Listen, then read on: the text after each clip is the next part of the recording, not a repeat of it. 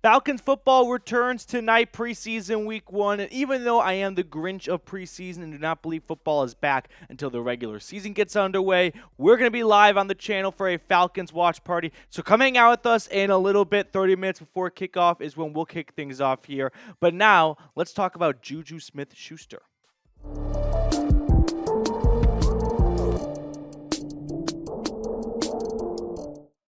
A notable name has been released, and we're going to talk about whether or not the Falcons should pursue the one-time Pro Bowl wide receiver JuJu Smith-Schuster. That's right. The Patriots announced today, or at least it was leaked today, that they are releasing JuJu Smith-Schuster just 14, 15 months after signing him to a 3-year, $22.5 million contract. Now, JuJu has not been nearly at a Pro Bowl level for a long time. Last season, he had over 1,000 yards, was 2018. Last year, in his first season with New England, he hauled in 29 grabs for 260 yards and 1 touchdown. So, very disappointing for what the Patriots believed they were signing up for.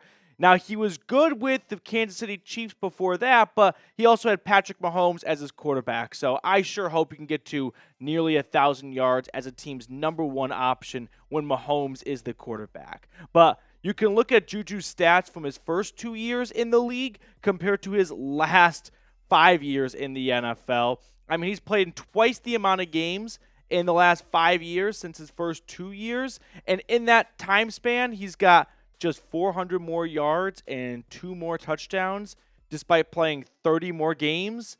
Yeah, things have not gone very well for JuJu, and I don't know if everyone is truly aware just how bad, to put it bluntly, he has been in the last couple of seasons.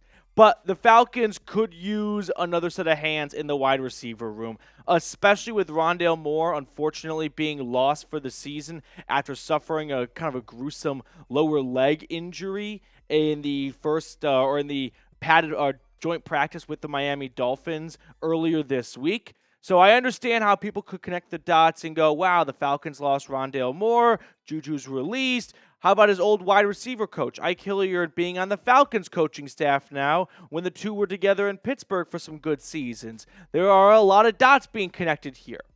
Here's the problem when it comes to signing JuJu Smith-Schuster. He sucks. So I'm not really in love with the idea of signing a player that isn't good. Yeah, he's a notable name. Yeah, he may have helped you win your fantasy league 5-6 years ago, but that was the problem. That was 5 or 6 years ago. His last 1,000-yard season was in 2018. It's been a long time. Justin Fields was on Georgia's roster the last time JuJu had 1,000 yards. Or was he in first year at Ohio State? Regardless, it's been a really long time. And I'm not interested in signing bad players just because we recognize their name from a good season they had half a decade ago. But I'll turn it over to you. You know I love to get everyone's opinion. Do you want to sign JuJu Smith-Schuster? This is something I love about Falcons today. We are a proud First Amendment show.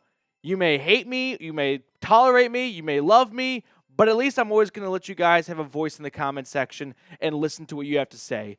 So let me know. Do you want to sign JuJu Smith-Schuster? For anyone typing Y for yes, I can understand where you're coming from because the Falcons wide receiver room, it's a little top heavy now. I mean, you've got Drake London, who is one of the most underrated players in football, and I think that's really going to come through this year when he has a legit quarterback in Kirk Cousins for the first time in his NFL career. But Darnell Mooney, Ray McCloud, you can look at the numbers they put up last season.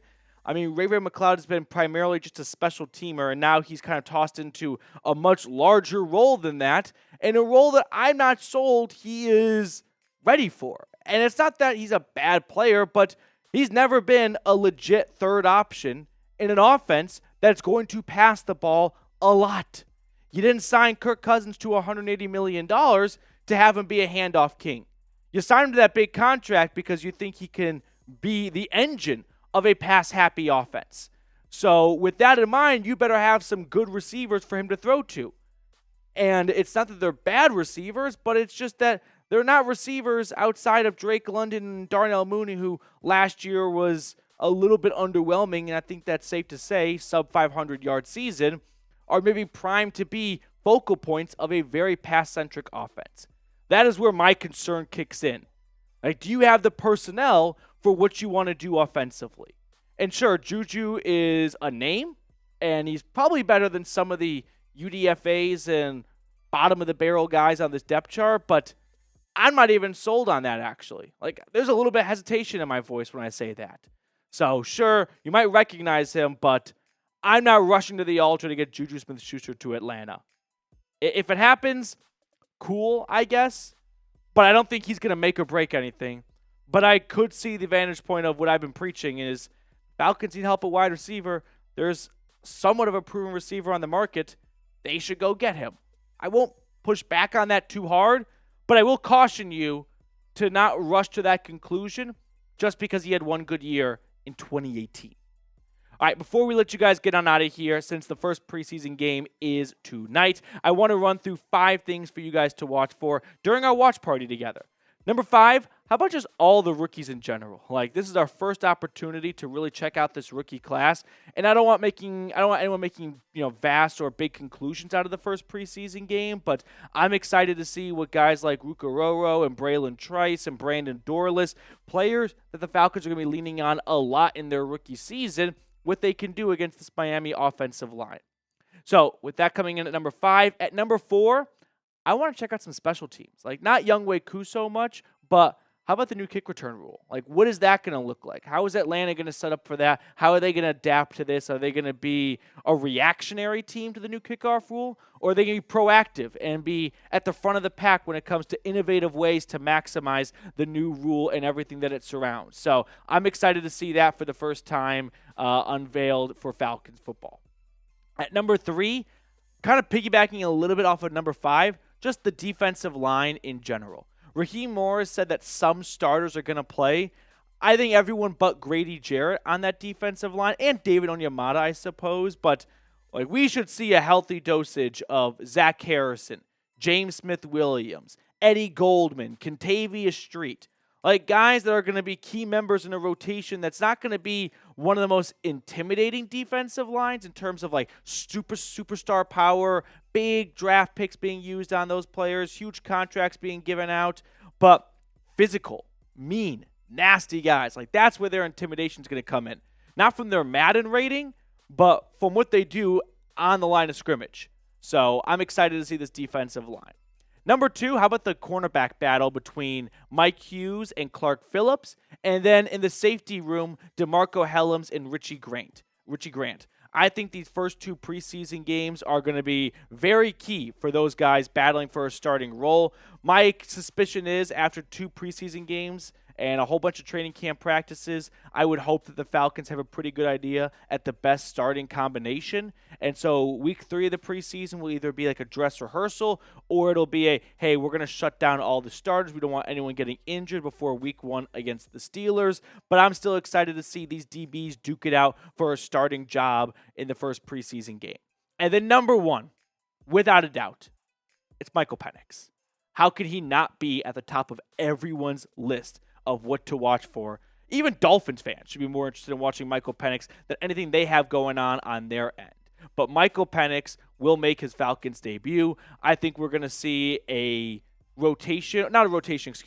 but a somewhat even split of probably Penix in the first half, Taylor Heineke for quarter number 3, and then Nathan Roque, who they just signed like a week ago, in the fourth quarter. That'd be my suspicion. Maybe they reduce Penix a little bit and increase Heineke if they like what they see out of Penix, but there shouldn't be any concerns about, we don't want to push Penix too far in case he gets injured. If all goes well this year, Penix does not see the field once. It's Kirk Cousins through and through. Maybe Penix is there for some mop-up duty because the Falcons are blowing out the Saints, but I'm excited to see Penix. I mean, he's a top 10 draft pick. The Falcons clearly feel like, hey, this is the quarterback of the future, and we want to be prepared for that. And we want to get ahead of that now and not find ourselves in that quarterback purgatory of Desmond Ridder or Marcus Mariota all over again. So these preseason games, they are very valuable. This is going to be probably the most we see of Michael Penix, if all goes well, for the next 2 to 3 seasons because Kirk Cousins is still playing at a very high level. Now, make sure to subscribe, by the way, for our watch parties this entire preseason. We're closing in on 23,000 subscribers, so don't miss a thing when it comes to the Dirty Birds and all of our preseason fun here at Falcons Today. All right, to wrap up the show, trivia question for everyone, as this will come to a close soon, by the way. Kyle Pitts' single-game career high in yards came against which team? I don't know if it's who or whom. Someone who's better at English, let me know. But let me know which team that was against for Kyle Pitts. 163 yards, a career best for a single game, was against which opponent? Answer coming up in 3, 2, 1. That would be, of course, the Miami Dolphins, the opponent tonight. Back in 2021, 163 yards for Kyle Pitts in his rookie season. So I don't think we'll see that performance again tonight, because I don't think Kyle Pitts will be playing very much tonight, if at all. But that's our trivia question for today. We'll see everyone in a few hours for our watch party. Come hang out with us. Producer Rolly, if you remember him from last year, longer subscribers will remember that name. He's actually the host of our Dolphins channel now. It's awesome to see him kind of rising the ranks. So he'll have a watch party. We'll have a watch party. It's also his birthday today. So come by and say HBD to him.